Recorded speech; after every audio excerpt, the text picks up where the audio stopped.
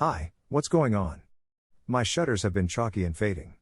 I am going to show you how I removed, repainted and reinstalled them. Let's get started. Step 1. Remove the fasteners. I used a 15-inch flat pry bar, but maybe a bit shorter flat pry bar is handy. My fasteners are 3-inch long and fairly tight. Don't be afraid of pulling off hard.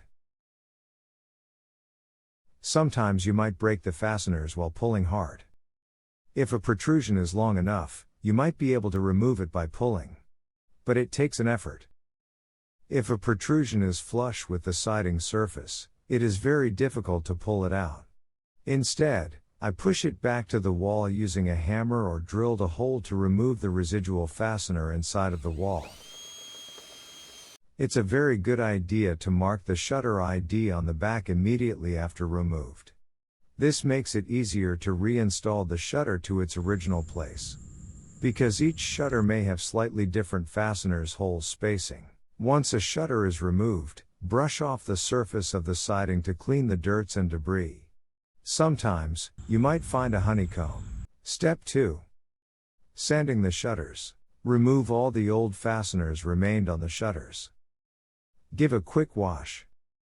I used a sander on the large area to give a light sanding. For the tight area and curved surface, a piece of sanding sponge would do the job.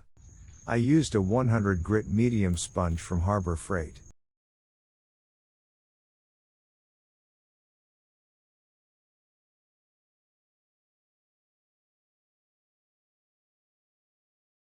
Step 3.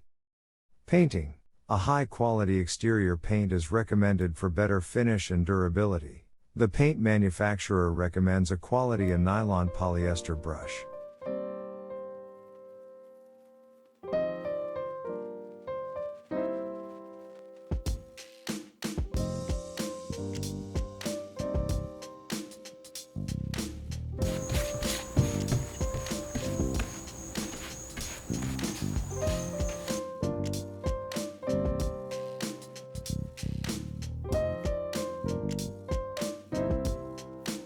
Once the first layer is dry, apply the second layer of paint. I use the paintable fasteners to paint the same color as the shutters.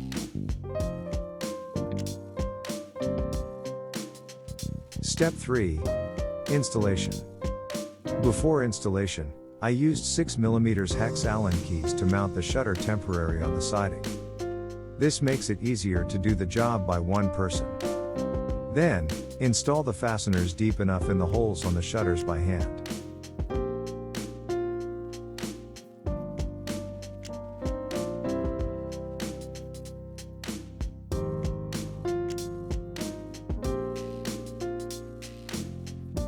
Hammer the fastener into the siding wall until it's seated completely.